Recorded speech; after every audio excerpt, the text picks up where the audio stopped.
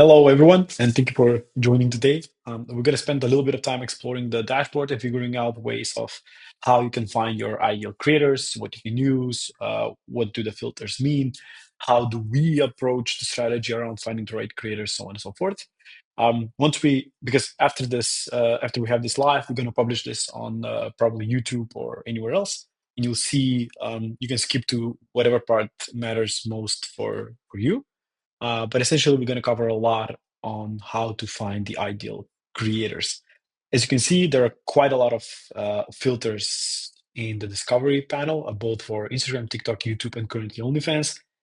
If you're seeing this later, we might have added a few more platforms, but currently that's what we have.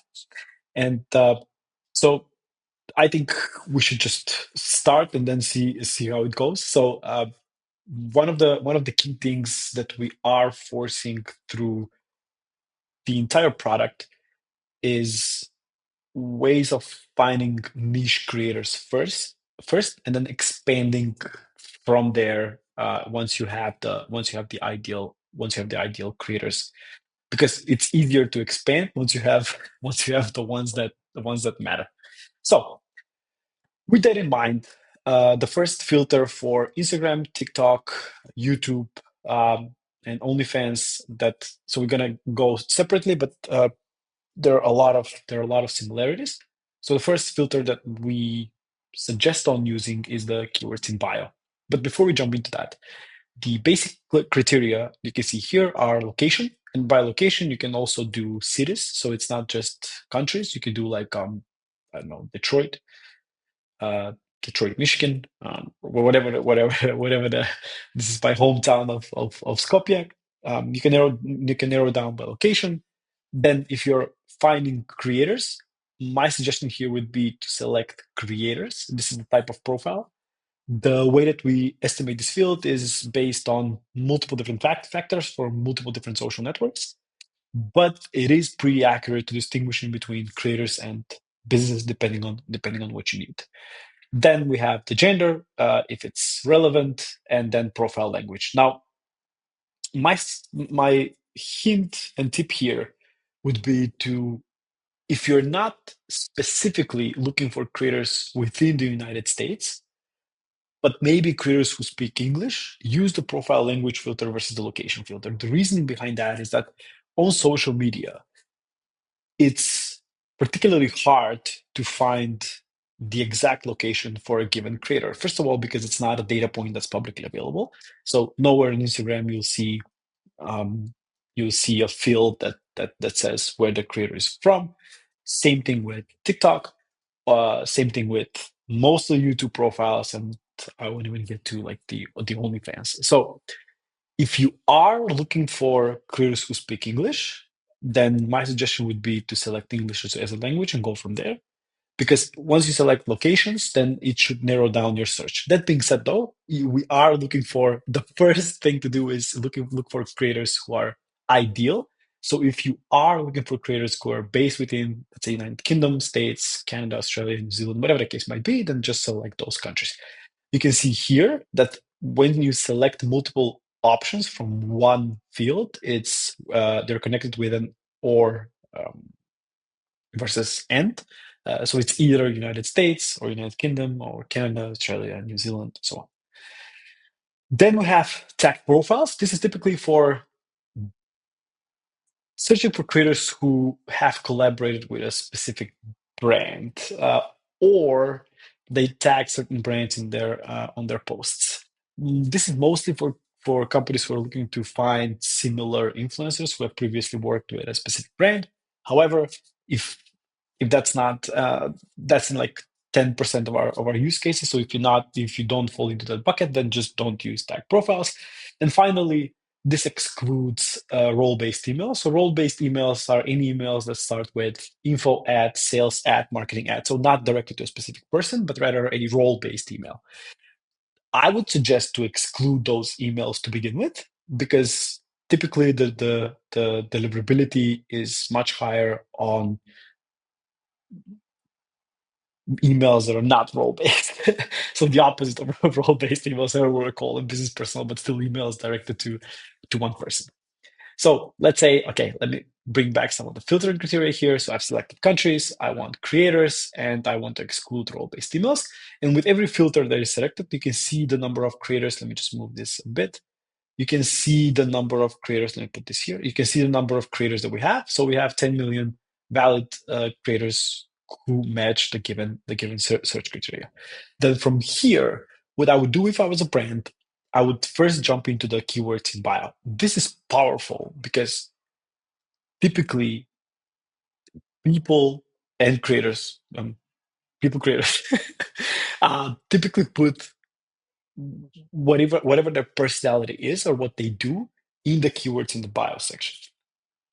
That describes them completely. So, for example, if I do here like fitness coach, uh, or yeah, let's do that example. I can see I have 8,000 profiles who have fitness coach in their bio, are from the United States, are creators, and they don't have a role-based email. All emails, all creators that we have, by the way, are so every the numbers that we're showing here are for people with valid contact details. So that means that everybody that you export will have an email address. Now, moving on.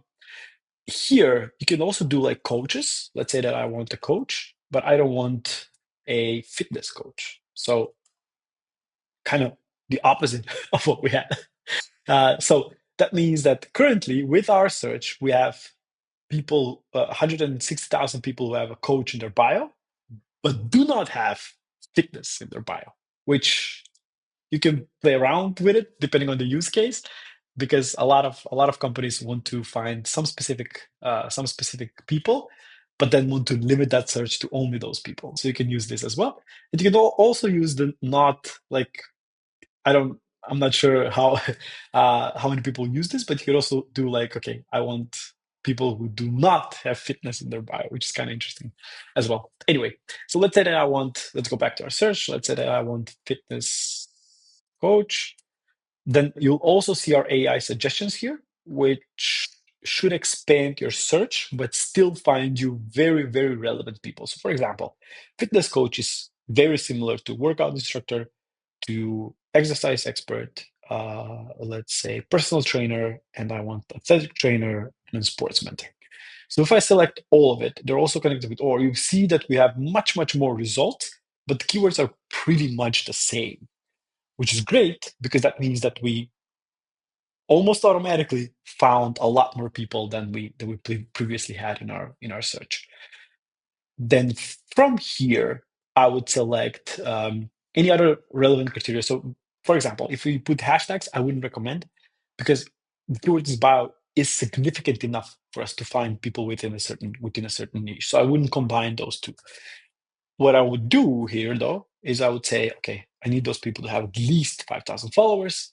You don't have to select a niche because, again, niche is very broad and we've gone to really narrow search to begin with. Link in bio. In here in this filter, you can put like, let's say that I have a link tree. Well, we're not necessarily looking for that, so let's leave that out. But you can do it, and then an engagement rate of 2% more. And the last post was the last 90 days.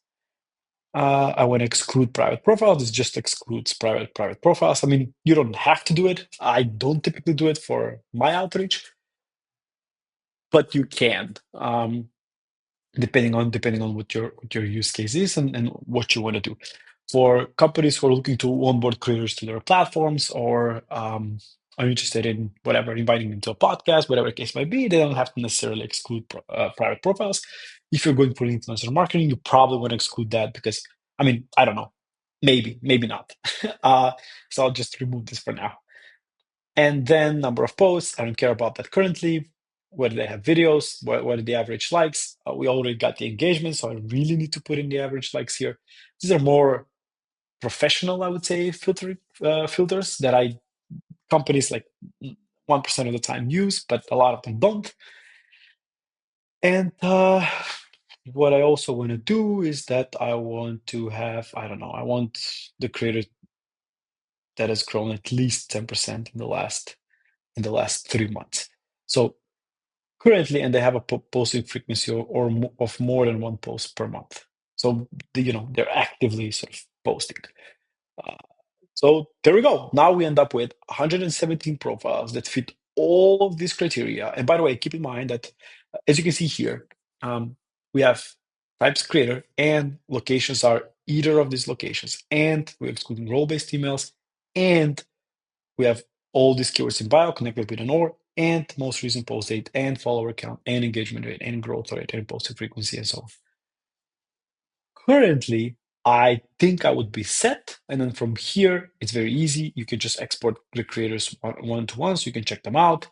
We have some more stats. This is called the creator ID. You can add creators to a list directly from here. Or you can go to the next creator, see their creator ID, and then add creator to a list. Adding to a list is very easy. So either it's one by one. Let's say I want to create a new existing list, which we got. Oh, sorry. I want to add them to an existing list called test 55. Just click export, and we are exporting that creator to that list. What happens is in the background is that we validate the email, and then if that email is valid, we place that creator in the list. If the email is not valid at the time of validation, then we just don't place the creator in the list and we give you back your credits. So you don't spend credits on any emails that are invalid. Cool. Now, moving forward, you can also, like, if you want to export, if you don't want to export bulk creators, then you can scroll more to get more creators with this specific criteria, and you can check them again one by one, and then put them in a list one by one. However, if you think that this is up to the standards and you want to export everybody in this list, you can just click on export to a list. Let's say I want to create a new one, new video. I don't know why I wrote new video, but doesn't matter. I want to export all of these creators, so all 117. I want to exclude previously exported, so you don't spend credits for creators you already have. And you click on export, and that's it. So currently, with all of that criteria, it will still be the same thing in the background. So what will happen here is that we'll go to ignore this. This is just for my testing account. So it will go to an email validation software. The email validation software will validate those emails and get you the creators in the list. For every creator that has an invalid email address at the time of verifying, we will just don't put that creator in the list and we'll give you back your credits.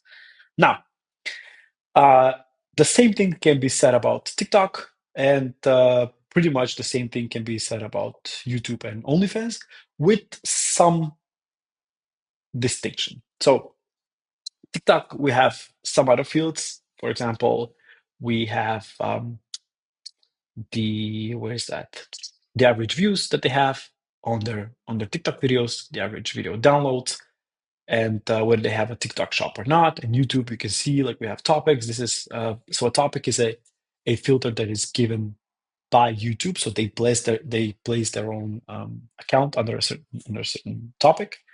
So this is selected by the creator. It's very, very accurate. However, we typically, again, are looking to go for keywords in the channel description as a main method of finding niche creators.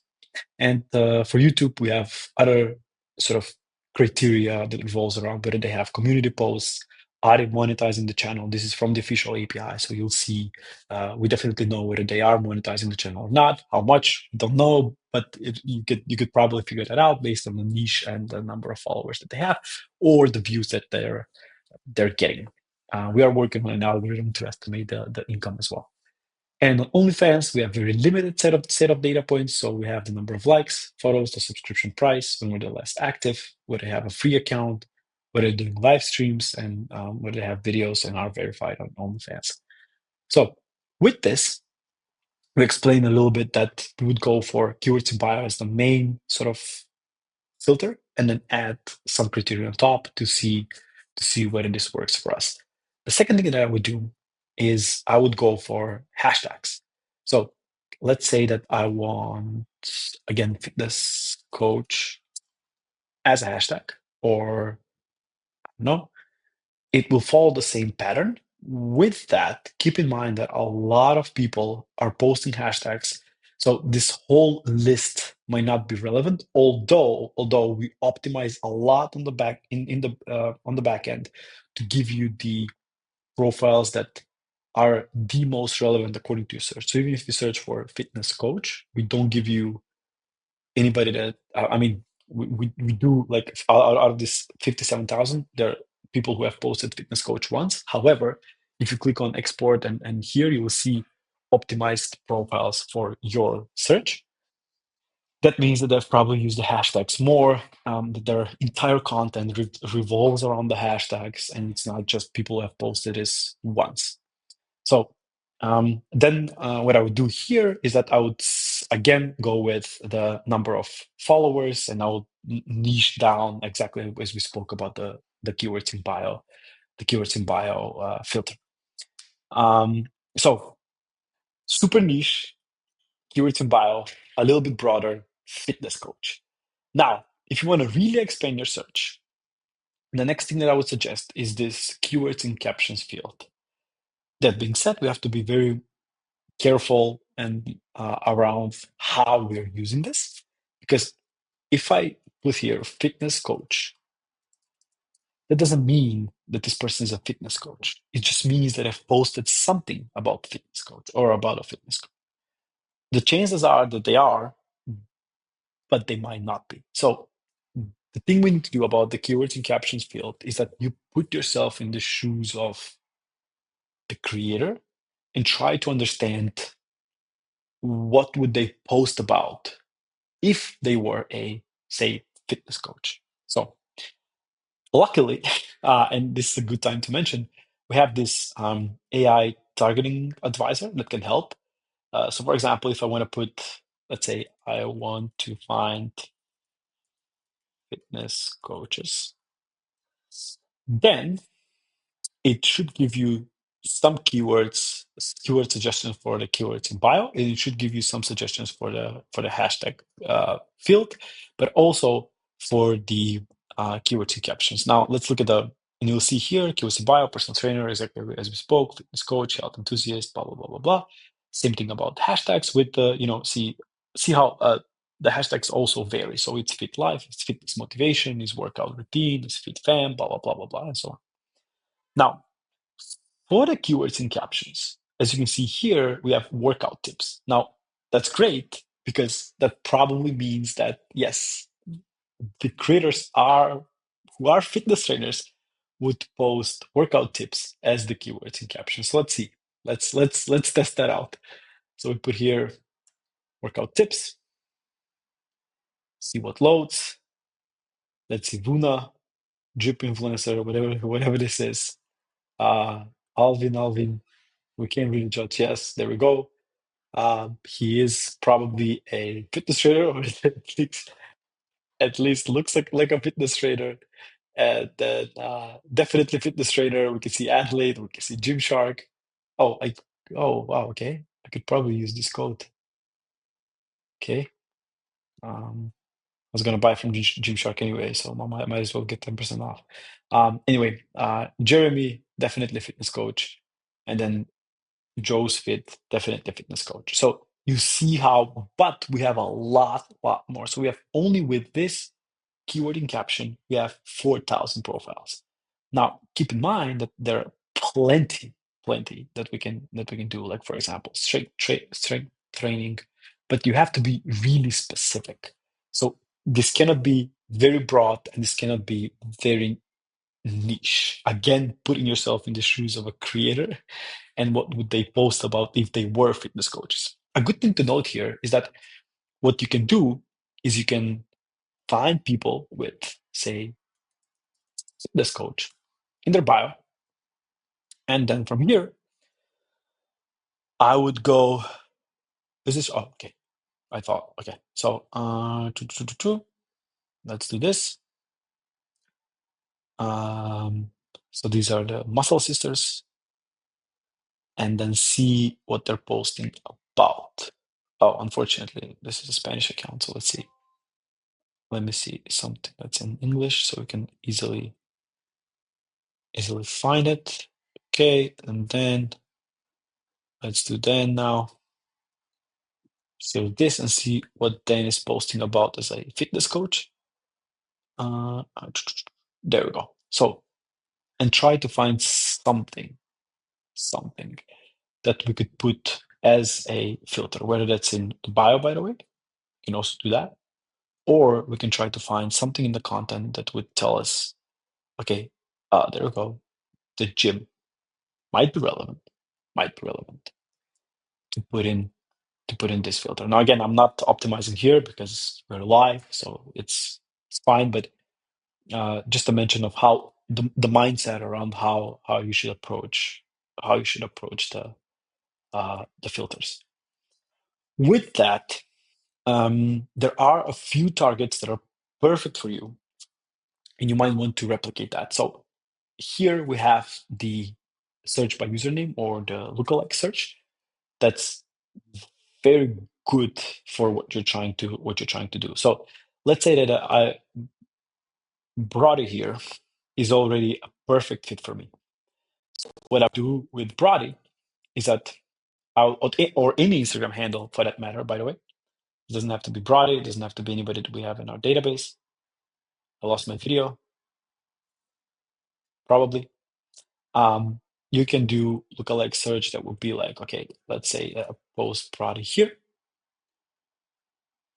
And then what we would do is that we would, okay, something happened to my video, not sure what. Um, there you go. That's what happened. I got locked out of the account for some reason. 1 second, log back in. There we go. We're back. Probably. I'm not even sure if we're back or not. But are we back? There we go. All right. So this lookalike search takes a while. The reason why it takes a while is because for some of the profiles that we don't have in our database, or some of the profiles that we do, we need to analyze their entire content and then give you people who are very similar. Now, here's why this is important. The machine learning algorithm behind the lookalike filter takes in account what they're posting about, hashtags they've used, keywords in bio, the audience, anything that's publicly available on their social platforms, analyzes that and finds similarities between all the profiles that we have in our database. So Brody is most similar to Look. Why? We'll let the AI tell us the answer why, but according to our algorithms, Look is very very very very similar. Then it's Eric. You can see why again, meals, fitness models, so on. Tristan, again a fitness model. We have Ryan, again a fitness model, and so on. The powerful thing about the lookalike search is that it goes from very similar to least similar, but you can optimize it further. What I mean by that is that I can also put the location filter here. I can also do type of profile creator. Let's say I'm interested in only male creators. And layering this on top would be, I want them to have 20,000 followers, which is, well, it's not bad. What this would do is that it will take the data from the lookalike search and will add this criteria on top. So that means that you're effectively searching for locations and types and so on with the content from the creator that you think is relevant. Now, that's important and that's powerful because it means that your workload of how you find the creators and is it should be easier. And then with layering on top, it will give you very, very, very highly, highly targeted creators. And from here, you can again do the same thing: export results, and export them to a list, add them to a list one by one, whatever the case might be. But that's also something that I would do when it comes to searching. So very, very powerful feature that I would suggest everybody to use it. Which leads us to our final sort of segment of our dashboard, which is the creator has. Um, creator has uh, section, let's call it. So I want to clear all filters. And I want to explain a little bit about what the creator has is. So say that you're looking for creators who you want to provide a digital store to, or are looking for creators that can work on a product with you. How do you find them? That's very difficult, right? I mean, you can still do it. You can still use the link in bio filter, or you can still use the keywords in bio, or maybe hashtag. Combine that in a way that you'll find creators who are selling something. But what we also have here is a lot of presence on social platforms, plus some fields that we sort of found and from our analysis across social media. So here you can do, let's say I want to have fitness coaches,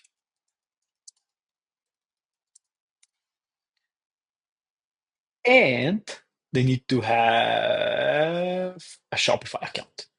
The way that these fields are selected here is either they have it as links on any of their social channels, or if it's a website like Shopify, for example, we go on their website that they have linked on their social channels somewhere, and then we see whether a Shopify script loads on top of it. And that's why you can see like the number currently is very low, like only 52.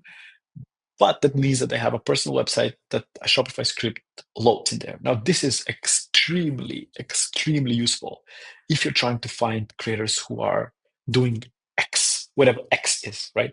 Let's say I want to find bloggers. I don't necessarily need to search for anything as the keyword in bio. All I need to search for is, let me remove this filter.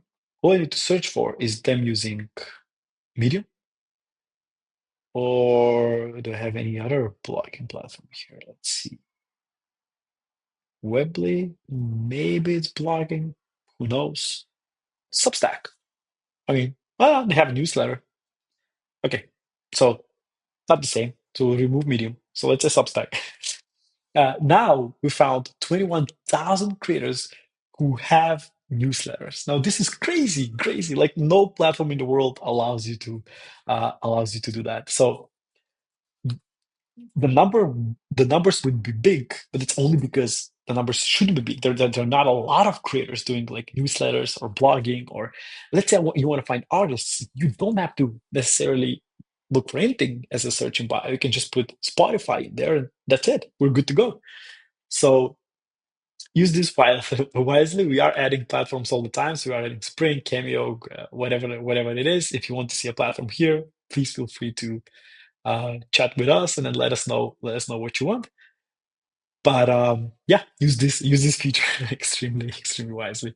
And currently that's it. I think we've gone through the entire sort of discovery panel.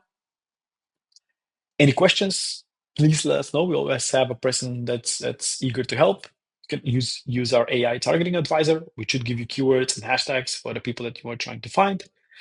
And with that, any questions, we will move on to questions. We will cut the video here for the audience that will listen on YouTube or wherever we post this for. And then please, all 120 of you, let us know if you have any questions around searching capabilities.